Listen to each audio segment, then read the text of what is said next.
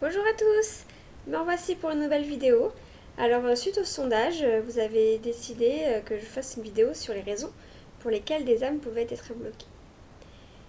Alors la première, ça peut être quand il y a eu un décès soudain, accidentel. Donc en fait l'âme n'a pas compris ce qui s'était passé, elle ne comprend pas qu'elle est décédée. Du coup, elle reste là à côté de vous, elle essaie de se faire entendre, de se faire voir justement.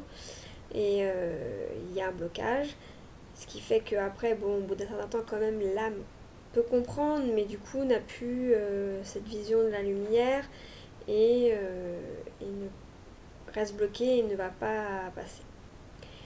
Ça, c'est des situations que je peux faire, j'ai déjà fait.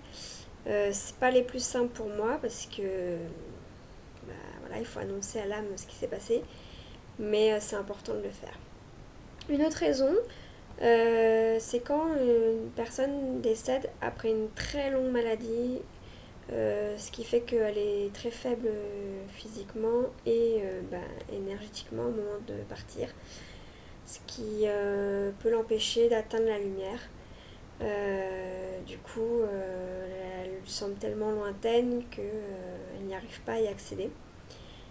Alors ça aussi, je peux le faire, je peux aider, mais même en fait, même son entourage peut aider. C'est pour ça que c'est important quand une personne décède d'entourer par des prières ou par des pensées, de, de la guider en fait, de l'amener de l'énergie nécessaire pour atteindre la lumière.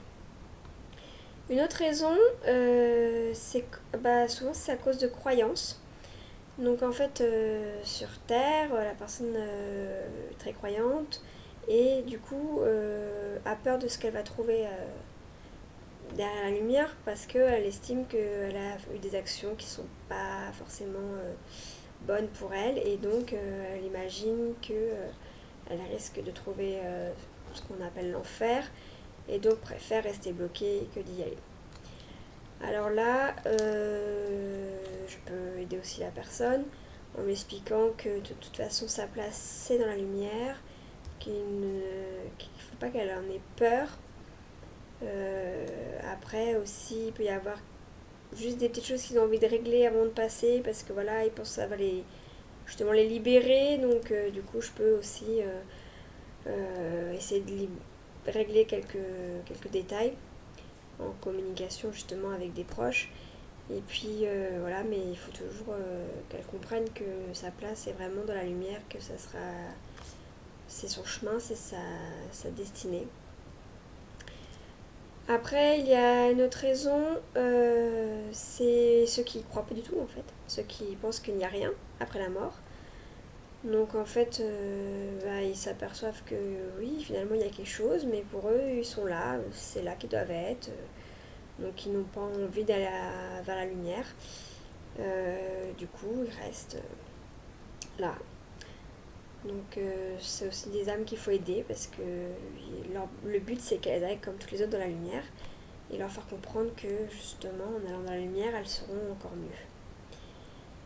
Après il y a des personnes qui sont attachées soit à un lieu, un objet ou même des personnes. Donc qui pensent qu'en restant elles pourront pouvoir encore bénéficier de cet objet, de ce lieu ou vraiment aider au mieux leurs proches. Donc là, c'est important de faire comprendre à l'âme que si c'est un objet, un lieu, elle n'a plus d'intérêt pour eux. Enfin, voilà, il faut qu'elles arrivent à s'en détacher. Si c'est une personne ou des personnes, leur faire comprendre que justement, en passant la lumière, elles pourront bien plus les aider, veiller sur eux que là, l'entre-deux. Après, la dernière raison, donc c'est un peu la même, c'est l'attachement à des gens, à des proches, parce que les proches ne les laissent pas partir. Donc ça, je sais que c'est dur quand on perd un proche. On a souvent envie qu'il reste auprès de nous, donc on peut avoir des pensées comme, ou même des paroles, ne me quitte pas, reste là, ne pars pas, j'ai besoin de toi. Ce qui fait que l'âme reste en se disant bon, bah voilà, je vais le faire, ils sont pas prêts que je m'en aille, je serai mieux à côté d'eux. Et donc là aussi, il faut faire comprendre aux personnes, aux proches qui sont encore là, qu'il faut leur donner leur liberté, que voilà, leur place elle est dans la lumière et qu'il faut en gros les libérer de cela, accepter, et que justement en plus en étant dans la lumière, ils pourront plus être en connexion avec nous et veiller sur nous. Donc voilà, je pense que j'ai dit toutes les raisons. Alors après, je voulais aussi ajouter qu'est-ce qu'on peut faire pour aider une âme à passer après son décès. Du coup, justement, c'est ce que je disais, des prières. Allumer une bougie, faire des prières en famille ou bon, tout seul si on n'a pas la possibilité. Mais c'est assez important. Et en fait, c'est ce qui fait que de nos jours, il y a de plus en plus d'âmes qui ne passent pas. Puisqu'avant, quand il y avait un décès, les familles se réunissaient, priaient, il y avait des veillées, on veillait les morts. Voilà, priaient, mettaient des cierges régulièrement et ça aidait beaucoup les âmes à passer. Là, du fait de la vie, où on a moins de temps, qu'on est dispersé, qu'on n'est pas forcément réunis, du fait que les gens sont moins pratiquants, je ne vais pas dire moins croyants, mais moins pratiquants, c'est une coutume qui se perd et on oublie en fait de faire. Et ce qui fait qu'il y a de plus en plus d'âmes qui n'ont pas cette énergie suffisante pour passer.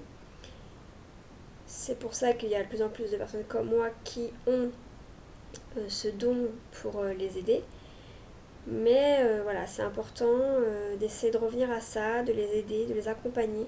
Vraiment, pas juste physiquement lors de l'enterrement, ce qui est bien, mais aussi de façon spirituelle.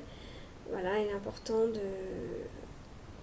de les autoriser à partir et de les encourager en leur apportant notre énergie afin que ces âmes puissent s'élever dans la lumière. Voilà, j'ai tout dit, je pense. Si vous avez des questions, n'hésitez pas à mettre un petit commentaire en dessous et je vous y répondrai. Merci, à la prochaine!